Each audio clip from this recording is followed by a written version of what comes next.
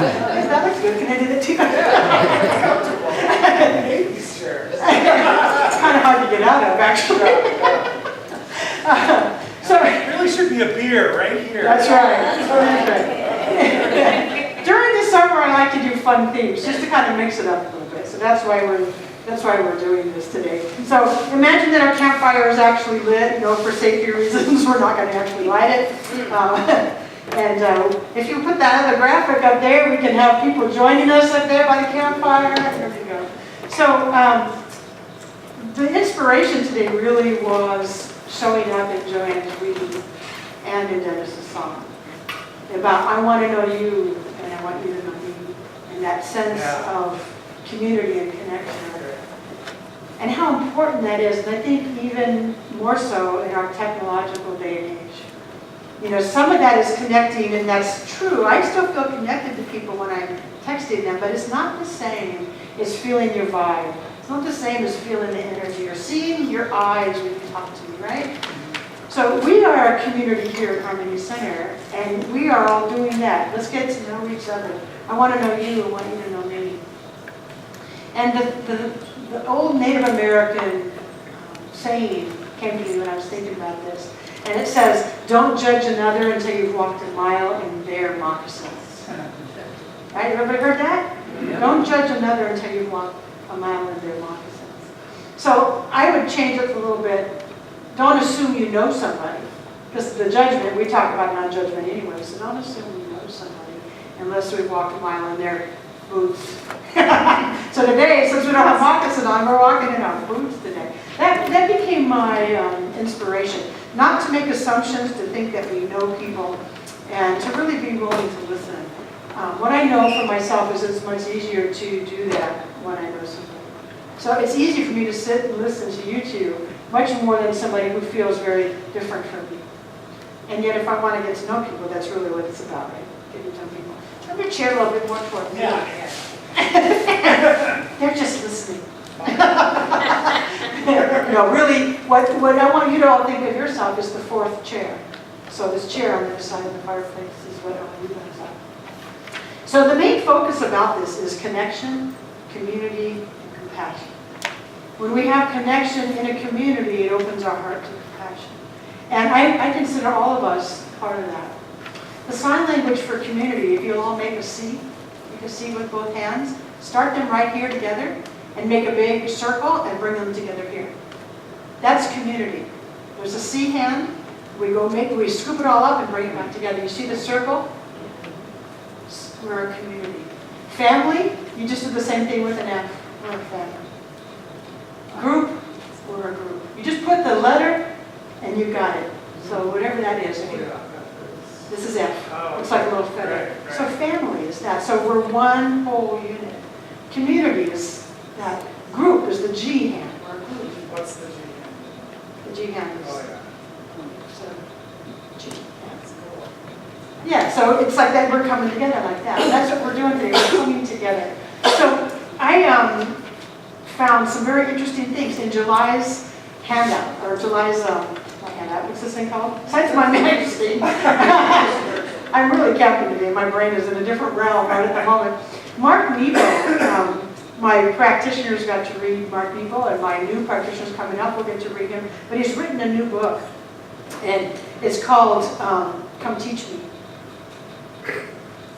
And actually, it's called More Together Than Alone, but Come Teach Me is kind of like the subtitle. And I want to just read you a few highlights because it totally connects to today. It's called The Legacy of Community. It says, in the beginning, we can imagine that there were two tribes, each with its own way of meeting the world. Upon first meeting a stranger, the fearful one declared, "You're different, go away." The other leaned closer and welcomed the stranger, offering, "You're different. Come teach me what I don't know. Come teach me what I don't know." Then he goes on, I'm not going to read it all, but he talks about how right now in our world, more of us, we need to be doing this. Rather than go away, you're different. Come teach me, tell me what I don't know.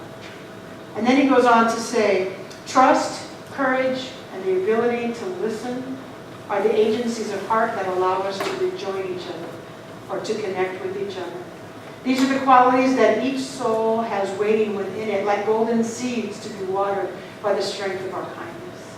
This is the purpose of community, to water these seeds and to join and connect and rejoin. The purpose of community. And one more passage, he says, he suggests that we need to stay committed to returning to the come teach me, tell me what I don't know, where we humbly and authentically ask others to tell us what we don't know about them. Nepo explains that it was Plato who said, we are born whole, but we need each other to be complete. This means that we need each other to live fully. This requires that when afraid, we need to remind each other that we are, at heart, the same. Ultimately, we are here to seek a completing connection to others. When holding each other through our love and our suffering, we rediscover the truth that the more eyes we rely on, the more truths we find. He insists that one way to break the hold that fear and discord have on us is to tell the stories of our experiences. Not to offer conclusions based on our own biases, but to share what we've been through. Through honest sharing, we can refine what we have in common. Listening to each other's stories changes the conversation from, how can you think that way, to what can we learn from each other. And then, as Nepo points out, the conversation is rooted in our hearts, not in our heads. So I invited Joanne and Dennis to share stories. I'm going to ask you to tell me your story, because I think that it'll help people get to know you better. Okay. I have to use that. Mm-hmm. It helps. Okay, well, this is really hard for me. This is facing a fear of mine. I'm not comfortable being in front of people talking. Sure, I can sing, but I'm always really nervous when I have to talk in front of people. So I'm facing a fear, which is a really good thing, you know. So this is good, even though it's an intimate, small group. Yeah, we still have talk other to me. people here. So Talk to me, Joanne.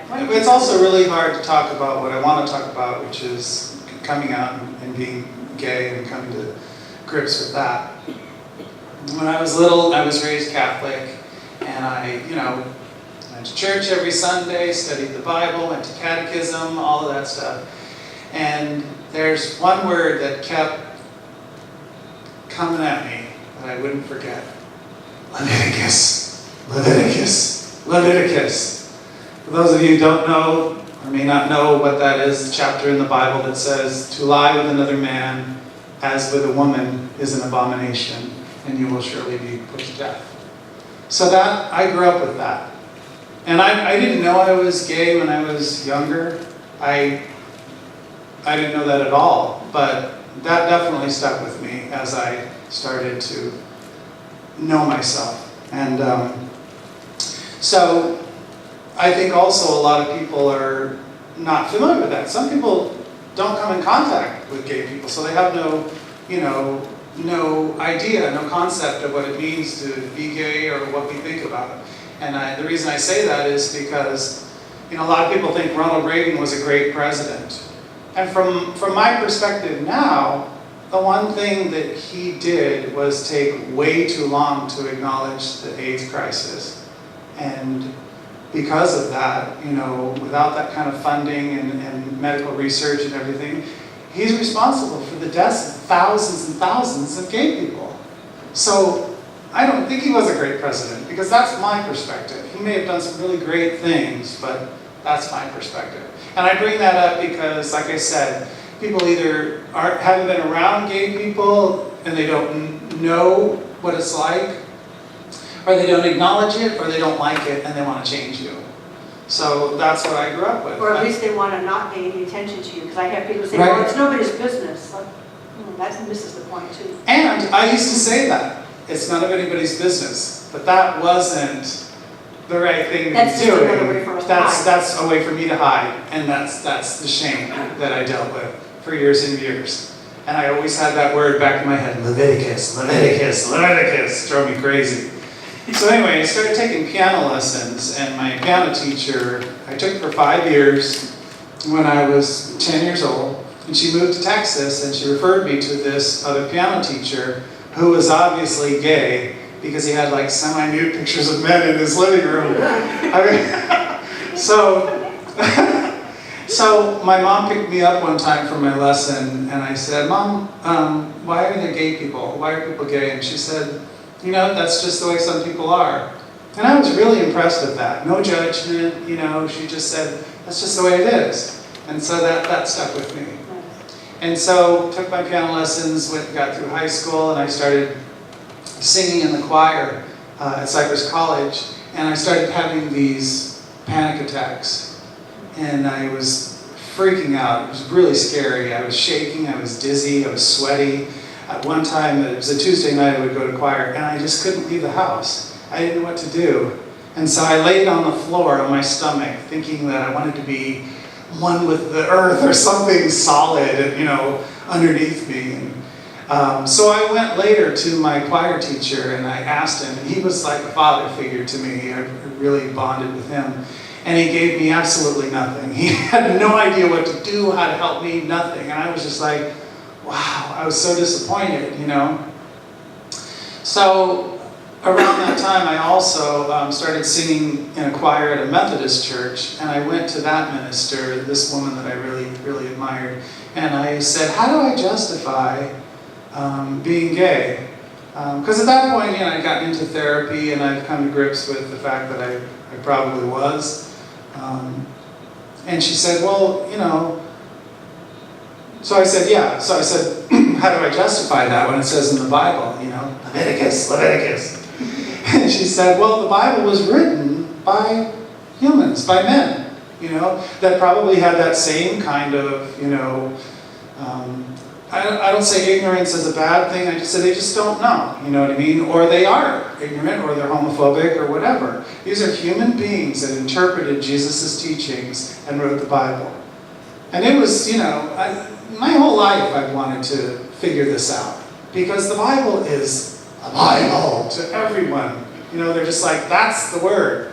That's the be-all and end-all, is the Bible. So her saying that really made sense to me, and I thought that's really good. I got to go back to my notes a little bit here, so figure out where I'm at. So my point in telling you this is that from people like my mom, my piano teacher, my choir director, the minister, my therapist, all of these people I think of as angels in my life that, you know, even my choir teacher, you know, because he couldn't help me, he helped me, you know what I mean? He made me figure it out for myself, and that revealed more of who I truly was. So that was a good thing. And then when I did, you know, really kind of embrace being gay, I was, again, like getting up on the stage. I was nervous, I was shy, I was insecure about how I looked, and I had some really bad relationships. And one of them was right before I met Michael, who most of you know. And we would go out and we would drink and we would party, and then we would just fight. And he was one of these ones that pushed my buttons and was always flirting and making me jealous. And it was an on-again, off-again thing, and I just kind of, you know, finally decided, you know, this probably isn't right for me, even though I went back a couple of times. And when I did decide that it wasn't working for me, I got a call at 5 a.m. in the morning from the police that said that he had flipped his Jeep coming from a bar drunk, and flipped his Jeep and went into a coma and died 2 days later. So I really don't mean to bring this story up to be negative and be such a downer. Point being is, he was an angel too. He was someone that I experienced in my life, and I needed to go through that to know that I don't want that. I mean, thank God I wasn't with him, you know? So I feel very blessed. And most of you know the song I wrote, I Am So Grateful. Well, that song was written about that experience. Those are some difficult experiences, and I turned that around and changed my perspective. And think, if I hadn't gone through that, I wouldn't be who I am today. I wouldn't be as, you know, comfortable singing and playing and writing my songs and all that stuff. So I just see it all as growth. And now that word doesn't come in too much anymore. I'm glad that you have that experience, because look at what we get from it. It is great music from you. But I also want to tell you something, in case you don't know about Leviticus. Leviticus was written way before Jesus was ever even born. Jesus himself said nothing about it. So here's through all my studies, which I've done a lot of studies from a cultural and a symbolic and a mystical point of view. So the whole Leviticus statement about a man shall not lie with a man as with a woman, because it's an abomination. Back in those times, for a man to spill his seed, in other words, waste it, for any reason, was an abomination. By me saying that, I'm sure your mind can think of a couple other things. Spill your seed, I'm not going to say it out loud, but so for a man to spill his seed, because to them, that was about procreation, that was about continuing the race. It actually was not even a commentary on homosexuality. It was a commentary on don't waste your seed. Yeah. Only put that seed in a woman, don't waste it. And so much damage has been done because of Leviticus. People don't even really know what it meant. And Jesus, when he came along, said nothing about it. Nothing. Did everybody hear that? Yeah. Jesus said nothing about that. He said love one another. That's right. And he would hang out with the people who nobody else wanted to. Thank you, Dennis. Thank you, Dennis.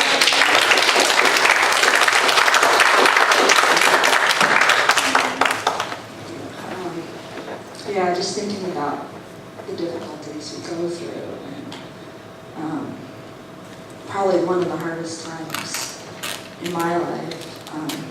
There's been a few, but right before I found Harmony, my husband was diagnosed with cancer, and so that just, you think the worst, you think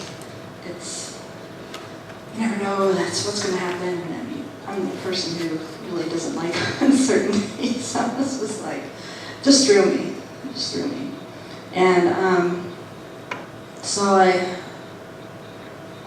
at the time, it was probably about 2 weeks before we found Harmony that he was diagnosed, which was a really good thing, because, now we had an even larger community, and that was good.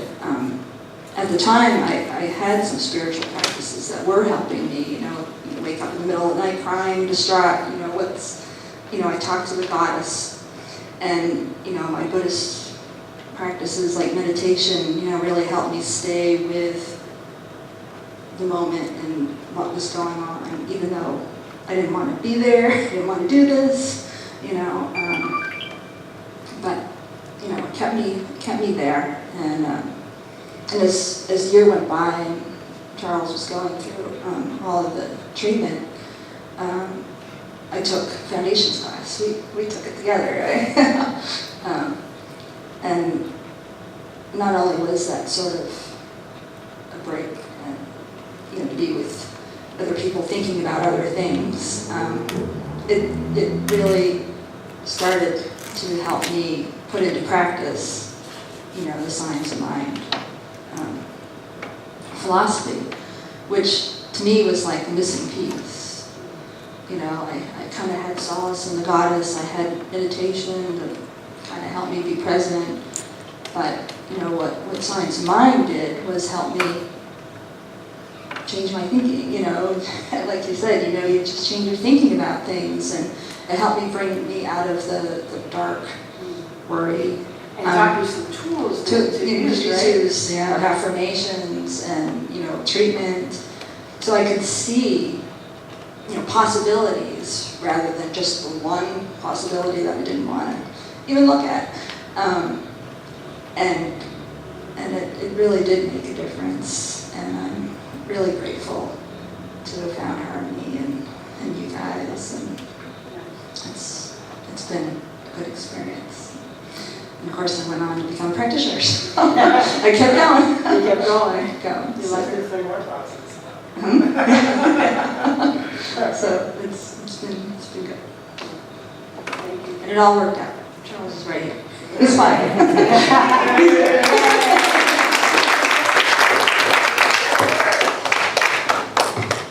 Thank you for both sharing something that is emotional to you. I think it's, it's important because, again, people don't always know, why we make certain decisions or why certain things about our life. Why do we do what we do? And when you know something behind that, it gives you compassion, right? People often, they look at me, and I tell people a lot of times that I'm an introvert. We've had this conversation. And if you've known me in this environment, or if you've known me in my dance environment, people say, you're not an introvert. Because I'm doing an extroverted thing. I'm doing something that puts me out there. But what people a lot of times don't know about me is that when I was a really little kid, like from birth to school, like kindergarten, first grade, I was good at a lot of things that I tried. I was good at reading, I was good at school as a little kid. And then right around 7, 8 years old, I started to bump into a few things that I wasn't good at. I found out that I was a perfectionist as a little kid, and I didn't even know what that was. But what happened is that if I didn't think I could do something perfect, I wouldn't try. And so an extrovert would. An extrovert would just say, oh, well, I screwed up, try again. They would keep fighting for it. And I found myself going, oh, no. Like on recess, kids would go out and they'd want to play baseball. The first couple of times I tried it, I couldn't get that little bat to hit that little ball. And I hated it. And so rather than keep fighting for it, I was embarrassed. And I would just say, oh, you hit the ball for me and I'll run the bases. Because I was a good runner. So I didn't even want to try the thing that I didn't think I could do perfect. It was too embarrassing to put myself out there. When I was in 8th grade, I was in the marching band at my junior high school in La Palma. And I was pretty good at playing my clarinet. And it was the time of year where the band teacher was having us decide who was going to be first chair, second chair, third chair. If you're in band, there's a certain order to the way people are, first chair clarinet, second chair clarinet. It means your pecking order, basically. So I was second chair, which is pretty decent, right? But Mr. Lance wanted me to try out for first chair. I freaked out. I was happy being second chair. I didn't have the extra pressure on me. He's like, I want you to try out for first chair. I'm like, no, because first chair has to hit those really high notes, and I wouldn't do it. He's like, come on, you tried it out. I wouldn't do it. I said, I am not going to do it. He says, no, all you got to do is play this song. I'm not doing it. I would not. And I was adamant. And I remember him looking at me like he didn't really understand. And I couldn't explain it. I was 13. I couldn't explain what was going on. And I couldn't explain the baseball thing either. And so, experience after experience after experience. In our dance classes, at a certain level, that the idea is that teachers are supposed to help the kids do improv, where you just put on the music and tell the kids to start dancing. I hate that. Still to this day. My boss, who used to be my student, tells me, you need to have the kids do improv. I'm like, okay, but I'm not doing it with them. So, Daniel, do not tell Catherine this. I'll put the music on, and I'll say, okay, but here's what I've learned to do, is I encourage them. And then I can see the kids, like it's the kids who, their eyes well up and they start to cry, and I think, oh God, I know this kid is me. I know this kid, and I know exactly what they got to do it. I'm like, oh God. And I just go up and hug those kids, because I know exactly what they're feeling. And I whisper in their ear, you don't have to be perfect. I'm not going to love you any less. I'm not going to keep you out of the class. You don't have to be perfect. Because that's what I wanted. I wanted somebody to say, Sean, it's okay to try. It's okay to put yourself out there. And it's okay to screw up. And it took me years. So when you say that Stan is sitting here talking, for me to even do this work after what I just told you is like a huge ordeal, that I stand here and talk in front of anybody when I really just wanted to hide out most of my life. But it took getting beyond having to be perfect. So for those of you out here who know that I always say I accept you the way you are and I don't need you to be perfect, now you know why that's so important to me. That I pass that on to you, because that's what I wanted. I wanted somebody to say, it's okay, try anyway, and if you fall down, get back up. It's just it's so ingrained in me that I want to give that to everybody else. It's okay, honey, just try. It's okay, you missed that note, we don't care. We don't care. You're an introvert too, I don't care, get up here and do it anyway. Right? I mean, I do that with everybody who comes in my contact, just do it. you know something about me, why that's so important to me. So somebody in our midst recently had an actual camping experience. Ryan, will you come on up here and join us at the campfire, please? You can just grab a seat on the edge here. So if you remember, we raised money for Ryan to go to the CSL summer camp. He went. We took him last Saturday. We picked him up yesterday. And I asked Ryan on his camp experience. Yeah, you can clap. He's got lots of stories, and we don't have time to tell you all the stories. You can ask him over there in the hall. But I asked him, what was your favorite thing? For it.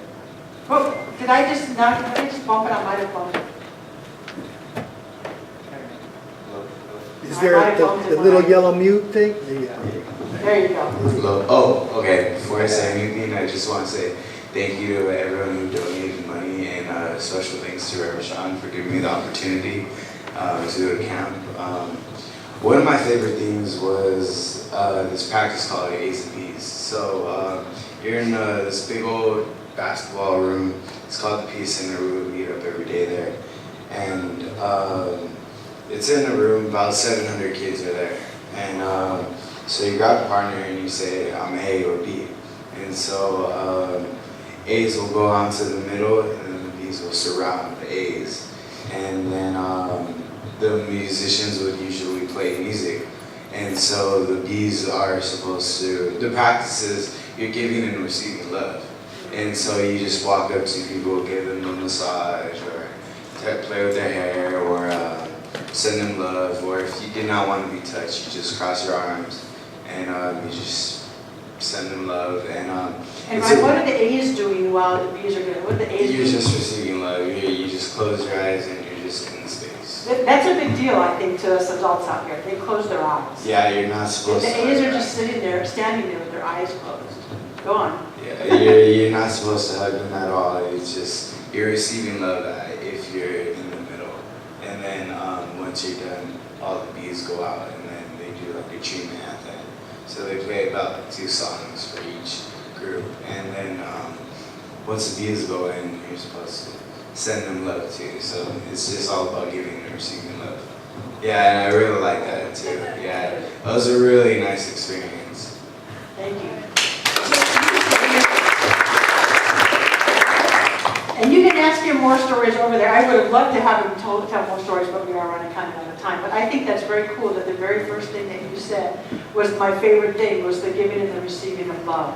One person just sits there and receives it, while the other person gives it. And I think even the respect of, if you're the A and you don't want to be touched, you can just do this. And that was respected too. And so if you're an A that doesn't want to be touched, you don't have to be touched. But they can touch your shoulders, or just like I said, with love. I think that's so cool. Adults have done it too in a camp experience, but I can tell you the adults have a much harder time. That's why the closing the eyes, Ryan, is such a big deal. Because by the time you get to be a little bit older, a lot of adults have guard. Don't touch me, don't. You know, it's kind of funky. So for an adult to stand there is like double. I'm going to close my eyes and let you come around and walk around and touch me. I've done it, so I know it's very, very, very cool. But I love it that you love that. So, one of my favorite camp experiences, I used to go to Girl Scout camp a lot, was the part where we would actually sit around the lit campfire, and we would all start singing, Kumbaya, Kumbaya, Kumbaya, my Lord, Kumbaya, Kumbaya, my Lord, Kumbaya, oh Lord, Kumbaya. Just that verse. Kumbaya, my Lord. If you will keep singing it with Dennis, just keep singing it. But close your eyes. Kumbaya. Keep singing. In this space, what I know is there is one presence, one power. We can call it God, we can call it Lord, we can call it energy. Whatever we call it, it is right here present. It is present around us in the air we breathe. It is right here, tangible in the voices singing. It is in our hearts, it is in our minds. There is a presence that is so palpable, so beautiful.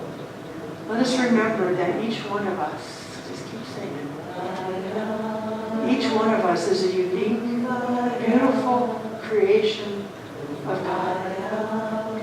Each one of us has stories to share. Each one of us has experiences that we've had. Sometimes we hide them, sometimes we share them.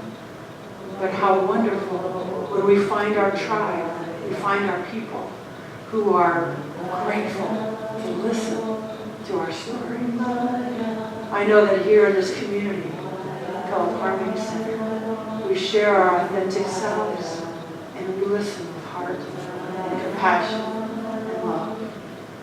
I am so grateful to be part of this community. I'm so grateful to know our authentic selves are perfect and whole and complete just the way they are, and it's a good thing.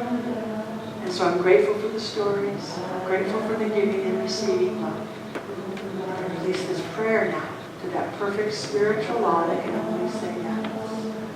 And I let go and I let go.